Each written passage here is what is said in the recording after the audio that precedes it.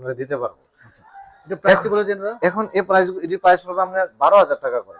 12,000 টাকা করে সিল করে নিলে আপনার 12,000 টাকা পড়বে।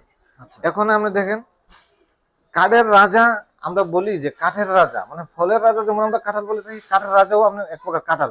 আচ্ছা, যেমন কাঁঠাল কাঠটা, কাঁঠাল ফলটাকে সবাই চিনে, কিন্তু কাঁঠালের গুণগত মানটা সবাই বুঝে না।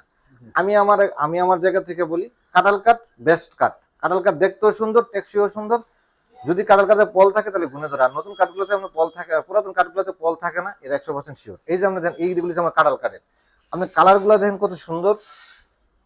এই কালার গুলা কাঁঠাল কাঠটা আমি একটু হালকা বানিশ করে আনছি। বানিশের থেকে কাঁঠাল কাঠটা এমনিতে দেখলে অনেক সুন্দর মনে হয়, কেন যেগুলো দেখতেছেন সবগুলা কাঁঠাল কাঠ। আর আমার কাছে এখন কাঁঠাল কাঠ না হলে আপনার প্রায় 50-60 পিস পাল্লা আছে। এখানে যেগুলো দেখতেছেন, আমি ফার্স্ট টাইমে বলছি যে এই পাল্লাগুলো হচ্ছে, মনে করেন আমার একটা সিম্পল একটা জিনিস। আমি সিম্পল বলতে আমি একটা শোরুমে রাখছি, এটা হচ্ছে আপনার। এখন এই যে দেখেন সবগুলা মালের সামনে কাঁঠাল কাঠে, এগুলো সবগুলা পাল্লা সামনে প্লেন। আমি কাঁঠাল কাঠের পাল্লাগুলো প্লেন রাখছি এই জন্য। কাঁঠাল কাঠটা মূলত একটু দামি কাঠ।